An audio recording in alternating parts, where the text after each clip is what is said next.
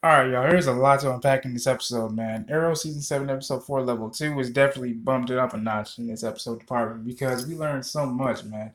One, the community center up in the Glades gets attacked by the arsonist known as Jason Cortez or Justin Cortez, one of the two.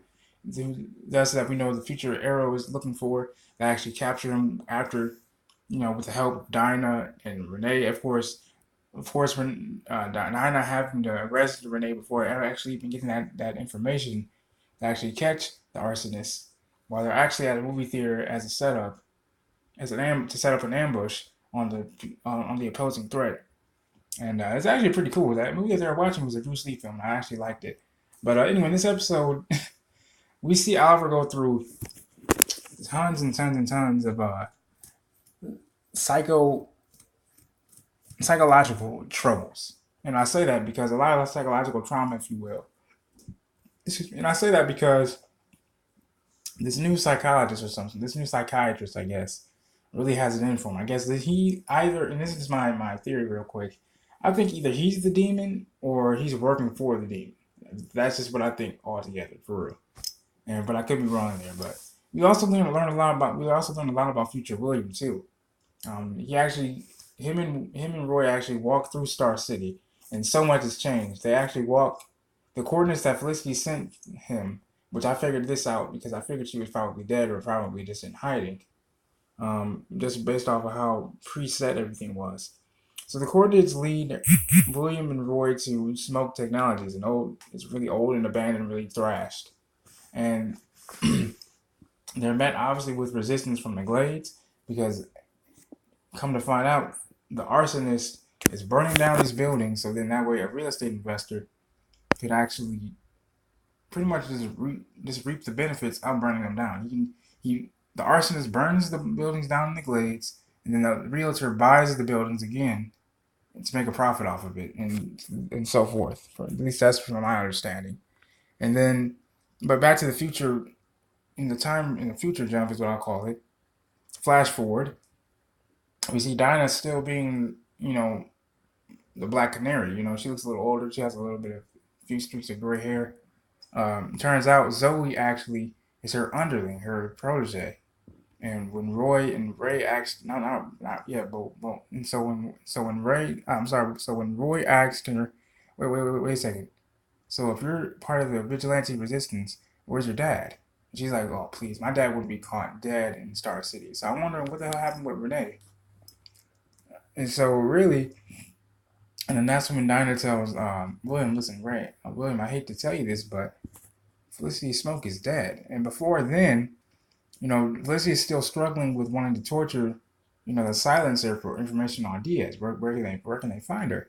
And so you see pretty much Black Siren and Rene, both of them telling her this. In the very beginning was Rene telling her, listen, you don't want to do this. You don't want to cross that line of torturing somebody. Because that's the same thing that got me in trouble with the Navy. When I took my sentence and got dishonorably discharged, I still have haunting. I still have nightmares of torturing that man. So when Tobias Church tortured me for 20 hours, that was the universe paying me back for doing that to that man. You don't want that on your conscience. Now, mind you, Felicity is willing to do anything just to get her life back in order. Given the fact that Oliver's in prison, her and William are both on the run from Diaz. I don't blame her for doing what she has to do. And this is just madness, man. Seeing Felicity go through that. And so then when Black Siren says, look, all right, we're getting ready. Okay, wait a second. Okay, so basically, Black Siren actually likes this version of Felicity that's ruthless, that's willing to do this. But she let her off with something. Okay, since you're ready to be ruthless, I hope you understand that, in Earth 2, everyone knows you. You run your own empire. And so Felicity's like, oh shit, wait a second. I run my own empire? She's like, yep, because you're ruthless. I hope you're ready for that. So mind you, that's also when the Sansa actually escaped. But luckily, because Black Siren thought that Felicity wasn't using her brain, Felicity was using her brain. She put a tracker in the belt that the Silencer took. So they were able to track her whereabouts. And Black Siren told her, listen, when we track her down, I hope you realize we're not gonna have to bring we don't we're not gonna be able to bring Ricardo Diaz in. We're gonna have to actually kill him. I hope you're ready for that. That's pretty much what it was leading up to. And mind you, Zoe was actually hurt while the fire, went off in the Lake Community Center.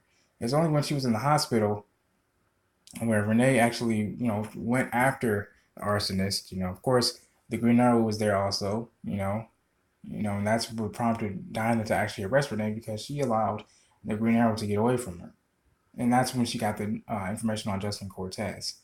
And so it was really interesting in this episode, man, because we kind of got like a continue about pretty much a montage of season one back when Oliver saw his father kill himself, so then Oliver could survive. And so the psychiatrist kept saying, "Well, imagine yourself in that situation. What would you do?" So we heard Oliver say, "Listen, I love you, son. You know, you can live your own life. So do this one favor for me, live." And we see Oliver blow his brains out. Well, we don't actually see that, but we see him put the gun to his head and and pull the trigger. And so when the psychiatrist comes back that evening, and I know there's just like this anonymous ding sound whenever the psychiatrist comes, possibly to psychologically prepare or break Oliver for their advanced treatment. And so psychiatrist asks him, "So what is your name?" And Oliver looks at him and goes, "My name is inmate 4587." And so we get a preview of next week's episode where Oliver pretty much is getting ready to be tortured. We see him get beat down with a bunch of billy clubs and so forth. And we hear Felicity tell them, "We need to hurry up and save Oliver because they're trying to erase him." So I think that's the reason why when we see that flash, that I'm sorry, I keep forgetting what they call that. I'm sorry. I'm sorry, future forward or future flash or whatever you want to call it. I'm sorry. We don't hear anything of Oliver Queen. We just see William.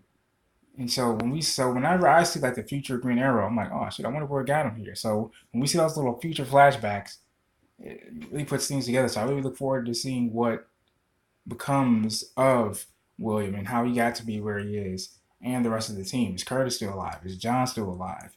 Um, what happened to Oliver? How did Felicity die?